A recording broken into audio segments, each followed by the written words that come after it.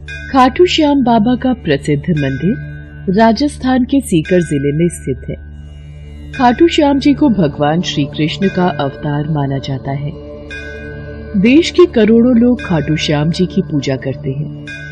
खाटू श्याम जी मंदिर में हर वक्त भक्तों का तांता लगा रहता है और विशेष रूप से होली से कुछ दिन पहले सीकर जिले में खाटू श्याम जी का विशाल मेला आयोजित होता है, जिसमें राजस्थान सहित अन्य प्रदेशों के श्रद्धालु भी बाबा के दर्शन करने आते हैं। खाटू श्याम जी की कहानी महाभारत काल से शुरू होती है, जिस वक्त उनका नाम बर्बरीक था। बर्बरीक भीम का पौत्र और घटोत्कच का पुत्र था। बर्बरीक बचपन से ही बहुत वीर योद्धा था। बर्बरीक ने अपनी माँ से युद्ध कला सीखी थी। बर्बरीक देवी शक्ति का बहुत बड़ा भक्त था। एक बार बर्बरीक ने देवी शक्ति की कठोर तपस्या की। बर्बरीक की कठिन तपस्या को देखकर देवी शक्ति वहां प्रकट हुई। आंखें खोलो पुत्र। प्रणाम माते। तुम्हारा कल्याण हो पुत्र। मैं तुम्हारी तपस्या से अति प्रसन्न हूँ। बोलो क्या वरदान चाहिए। माते, आपने मुझे दर्शन देकर कृतार्थ कर दिया। अब तो बस एक ही अभिलाषा है कि आपका आशीर्वाद सदैव मुझ पर बना रहे और मैं अपना संपूर्ण जीवन दीन दुखियों की सहायता में व्यतीत कर सकूं। तथास्तु, तुम सदा दुर्बलों का सहारा बनोगे। मैं तुम्हें ऐसी शक्ति प्रदान करूंगी जो तीनों लोकों में किसी के पास भी नहीं है। पर ज्ञात रहे पुत्र, तुम्हें इन शक्तियों का दुरुपयोग नहीं करना। भगवती शक्ति ने बर्बरीक को 3 दिव्य बाण वरदान स्वरूप दिए। वो बाण अपने लक्ष्य को भेद कर वापस लौट आते थे। इसी वजह से बर्बरीक अजेय हो गया। बर्बरीक अपनी माता के पास पहुंचा और देवी शक्ति के दिए वरदानों के बारे में बताया। माँ, मैं भी कौरव और पांडव के युद्ध में जाना चाहता हूँ। मेरी युद्ध में जाने की बहुत इच्छा है। पुत्र बर्बरीक, मैं जानती हूँ तुम एक महान योद्धा हो, इसलिए मैं तुम्हें रोकूंगी नहीं, पर मुझे वचन दो कि तुम हारे का सहारा बनोगे। तुम युद्ध में हारने वाले की तरफ से लड़ोगे। मैं आपको वचन देता हूँ, मैं हारने वाले की ओर से ही युद्ध करूंगा। अपनी माँ को वचन देकर बर्बरीक नील घोड़े पर सवार होकर 3 बाण लेकर रवाना हो गया। भगवान कृष्ण तो अंतर्यामी है, वो ये सब लीला होते देख रहे थे। भगवान कृष्ण जानते थे कि बर्बरीक केवल हार रही सेना की तरफ से लड़ेगा, और वो ये भी जानते थे कि कौरवों को भी बर्बरीक के इस वचन के बारे में पता है। बर्बरीक कौरवों का सहयोग कर पांडवों का विनाश कर देगा। इस प्रकार जब वो कौरवों की तरफ से लड़ेगा तो पांडवों की लड़ रही सेना कमजोर हो जाएगी। उसके बाद वो पांडवों की सेना में चला जाएगा। इस तरह वो दोनों सेनाओं में घूमता रहेगा। श्री कृष्ण को पता था अगर बर्बरीक इस युद्ध में शामिल हुआ तो कोई भी सेना नहीं जीत पाएगी और अंत में कौरव पांडव दोनों का विनाश हो जाएगा और केवल बर्बरीक शेष रह जाएगा। इसलिए रास्ते में ही श्री कृष्ण ने ब्राह्मण का वेश धारण कर बर्बरीक को रोका। बर्बरीक को रोकने का अब एक ही उपाय है। मुझे बर्बरीक से उसके शीश का दान मांगना होगा। हे महावीर योद्धा, तुम कौन हो? ये कुरुक्षेत्र की रणभूमि है। तुम कौरवों और पांडवों के युद्ध में क्या कर रहे हो?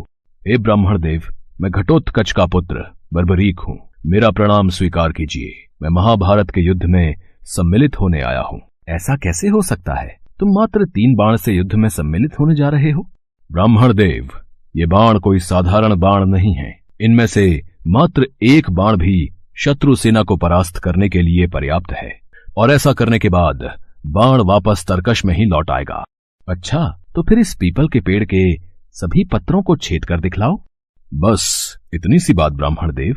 बर्बरीक ने ब्राह्मण रूपी श्री कृष्ण की चुनौती स्वीकार कर ली और ईश्वर को स्मरण कर पेड़ के पत्तों की ओर बाण चलाया। बाण ने क्षण भर में पेड़ के सभी पत्तों को भेद दिया और श्री कृष्ण के पैरों के इर्द गिर्द चक्कर लगाने लगा, क्योंकि एक पत्ता उन्होंने अपने पैर के नीचे छुपा लिया था। ब्राह्मण राज, अपना पैर यहाँ से हटा लीजिए, वरना ये तीर आपके पैर को भेद देगा।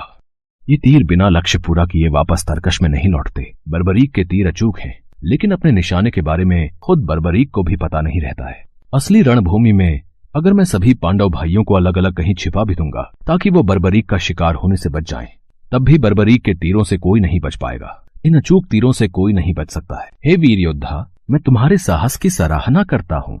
मैं तुमसे दान स्वरूप कुछ मांगना चाहता हूँ।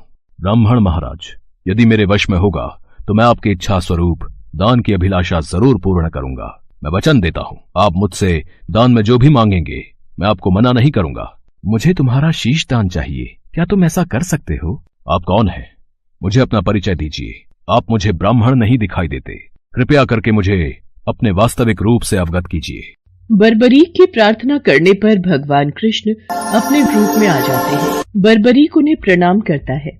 वासुदेव कृष्ण, आप स्वयं मेरे शीश दान की अभिलाषा हेतु आए हैं। बर्बरीक, युद्ध भूमि की पूजा के लिए एक वीरवर क्षत्रिय के शीश के दान की आवश्यकता होती है, और तुम महावीर महायोद्धा हो, अतएव मैं तुमसे शीश दान मांगता हूँ।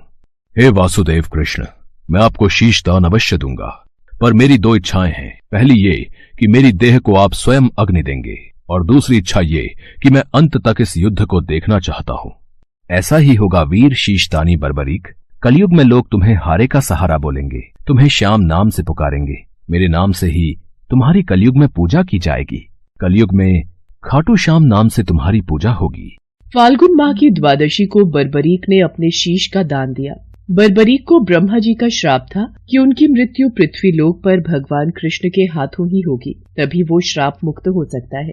बर्बरीक का सिर युद्ध भूमि के समीप ही एक पहाड़ी पर सुशोभित किया गया, जहां से बर्बरीक ने संपूर्ण महाभारत का युद्ध देखा। युद्ध की समाप्ति पर पांडवों में ही आपसी बहस होने लगी कि युद्ध में विजय का श्रेय किसको जाता है। इस पर श्री कृष्ण बोले, तुम सबको आपस में विवाद में पड़ने की कोई आवश्यकता नहीं है।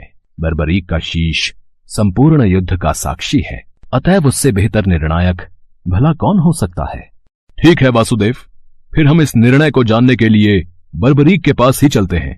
पौत्र बर्बरीक, तुमने तो युद्ध को बहुत ध्यान से देखा है, क्या तुम बता सकते हो हम सब वीरों में से इस युद्ध को जीतने का श्रेय किसे जाता है?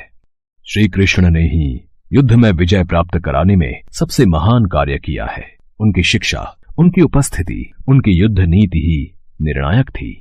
मुझे तो युद्ध भूमि में सिर्फ वासुदेव कृष्ण का सुदर्शन चक्र घूमता हुआ दिखाई दे रहा था, जो कि शत्रु सेना को काट रहा था। इस धर्म युद्ध को जीतने का संपूर्ण श्रेय भगवान श्री कृष्ण को ही जाता है। वीर बर्बरीक, तुम धन्य हो, तुमने बिल्कुल सही निष्कर्ष दिया।